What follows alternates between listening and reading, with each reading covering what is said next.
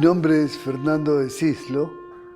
Yo nací en Barranco en 1925, pero no viví ahí mucho tiempo. Toda mi infancia la pasé en una casa que hizo mi padre en un barrio que era nuevo en esa época, que se llamaba Santa Beatriz. En ese barrio de Santa Beatriz vivía prácticamente toda la generación del 50, por lo menos toda la generación del 50 que era cercana a mí. Vivía Sebastián Salazar Bondi y su hermano Augusto a unas 4 cuadras de mi casa.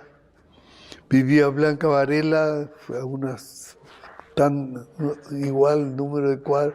Javier Sologuren vivía al costado del Cine Azul. Enrique Pinilla, el músico, vivía en Arenales. Pepe Durán, el historiador de Garcilaso, vivía también en Arenales. Vivía Julio Ramón Ribeiro, por ahí Leopoldo Cheriarce, vivía Emilio Westphalen, José María Arguedas.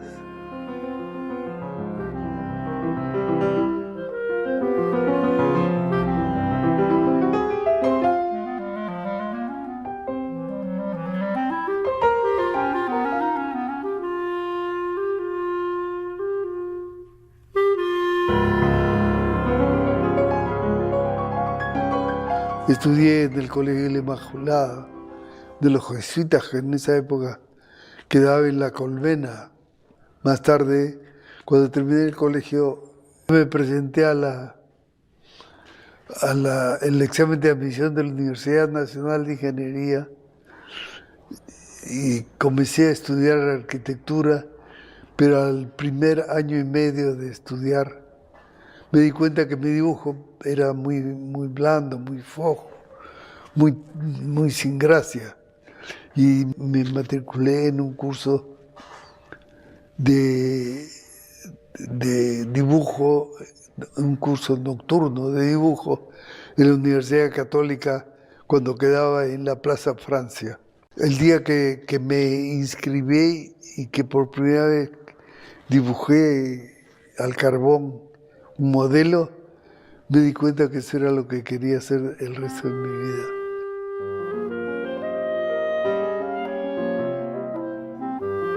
Mi madre es una persona nacida en Ica, que era una persona muy callada, muy pacífica, muy discreta. Y en mi casa vivía mi abuela, la madre de Valdelomar, vivía con nosotros. Entonces yo siempre tuve acceso a la biblioteca de Valdelomar y a la biblioteca de mi padre, por eso es que he leído tanto. Mi padre era lo que en el siglo XIX se llamaba un naturalista, una persona que se ocupaba en ciencias naturales, sobre todo botánica, y escribía libros de viajes. En 1914 lo cogió en Lima por azar y se cortaron las comunicaciones con Polonia por la Primera Guerra Mundial, y entonces tuvo que quedarse y trabajar acá. Y ahí se casó, conoció a mi madre, seguramente por Abraham Valdelomar, que era hermano de mi madre, y se casó y nunca regresó a Polonia.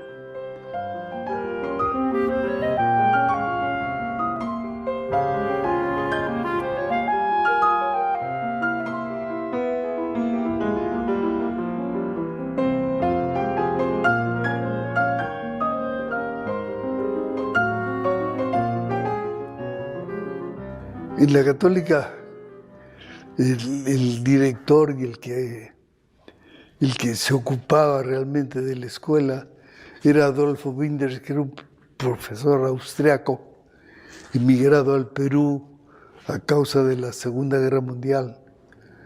Él era un pintor formado en un postimpresionismo, un poco expresionista, que era una pintura directa, nacida del impresionismo, ¿no es cierto?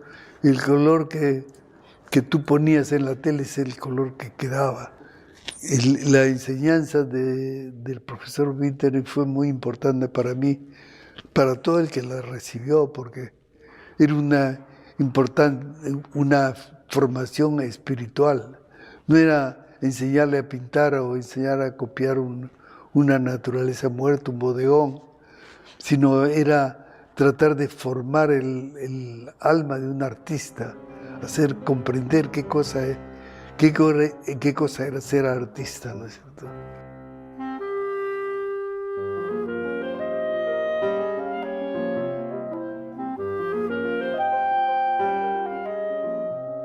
Mi primera exposición la hice en Lima en 1947, que fue cuando me salí de la Escuela de Artes Plásticas y comencé a pintar en mi taller.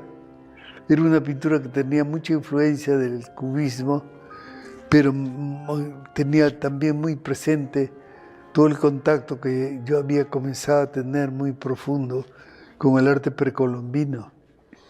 En el año 49 decidimos, Blanca Varela y yo, casarnos e irnos a París.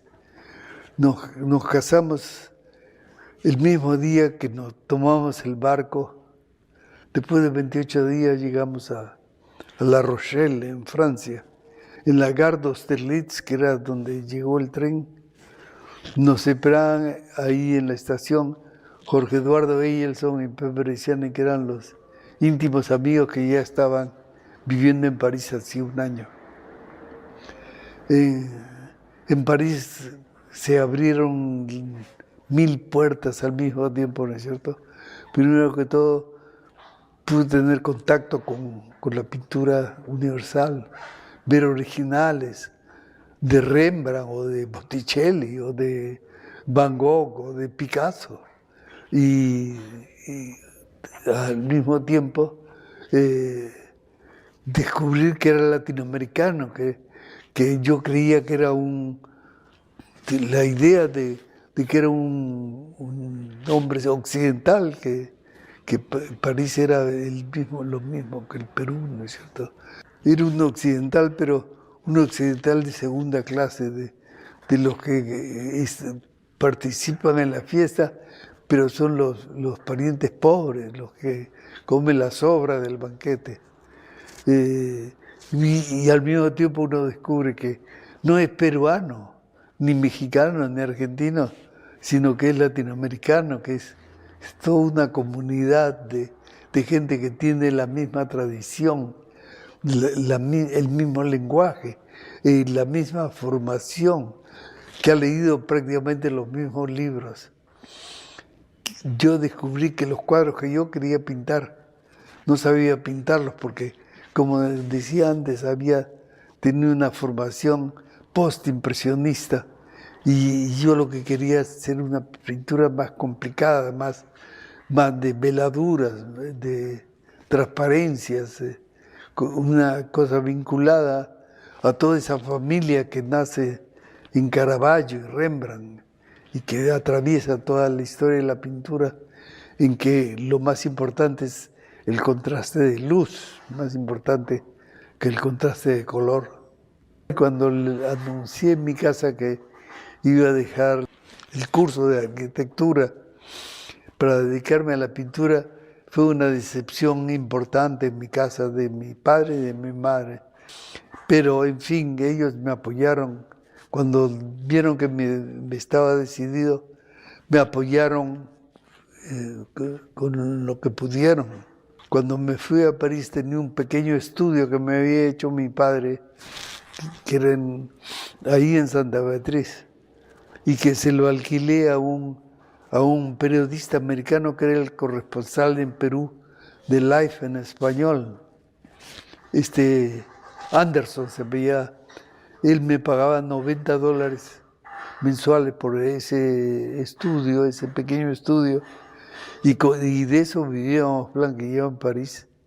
O sea que la pasábamos muy mal, sobre todo si consideras que gastábamos $30 mensuales en cigarrillos.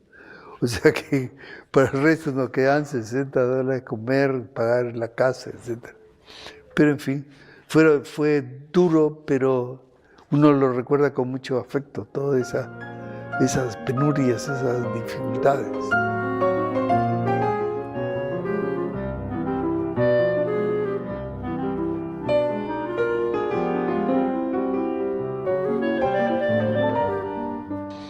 En toda mi vida de pintor nunca he tratado de conseguir una galería, nunca me he atrevido a proponerme a una galería, o sea, siempre he tenido paciencia que alguien se interesara, que viera los cuadros y se interesara.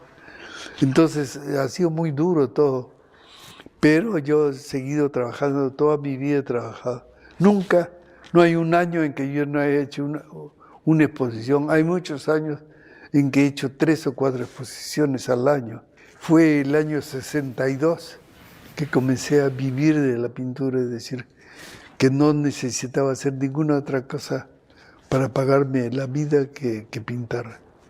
Hice una exposición que tuvo un cierto eco aquí en Lima, que era un grupo de cuadros abstractos sobre el poema quechua Apu Inca Togolpaman, que había traducido José María Arguedas.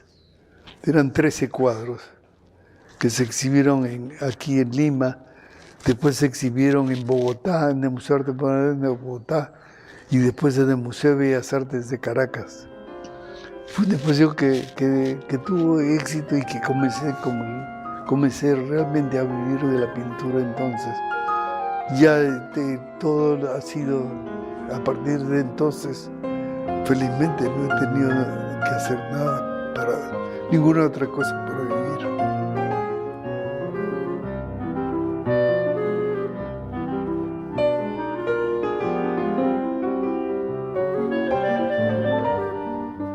Toda mi vida he pintado y siempre he creído que el único síntoma de que uno tiene algo que decir en pintura es esa compulsión de hacerlo todo el tiempo. Ahora, todo esto no ha sido demasiado correspondido. La pintura siempre he tenido la sensación que los cuadros que hago son los despojos de la batalla con la pintura. No es el botín.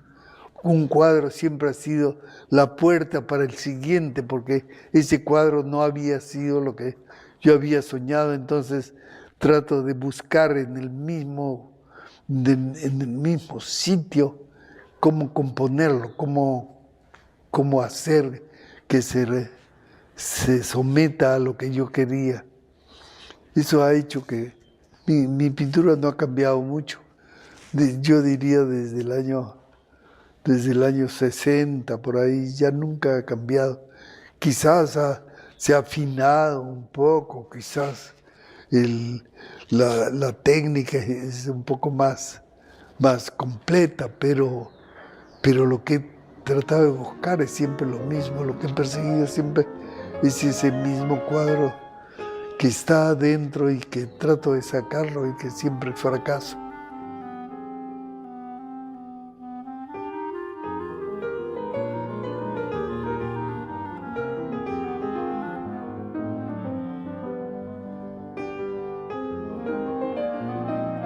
He enseñado mucho tiempo, en la Católica enseñé 20 años pintura.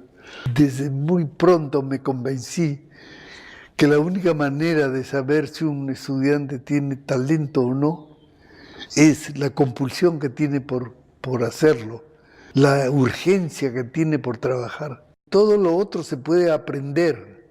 Lo que no se puede aprender es esa ansia por tratar de encontrar unas formas, unos colores, que no importa si son figurativos, abstractos, etcétera, expresen lo que yo tengo adentro, porque si yo expreso lo que tengo adentro, me comunico. La pintura, el arte es un lenguaje, y que uno tiene, para que ese lenguaje tenga contenido, uno tiene que sacar cosas de dentro de sí, que estén vivas, que que no salgan adulteradas por ideas, ni por conceptos, ni nada, sino que tengan sensaciones que en el lenguaje de la pintura o en el lenguaje de la música nos hablen, nos hablen.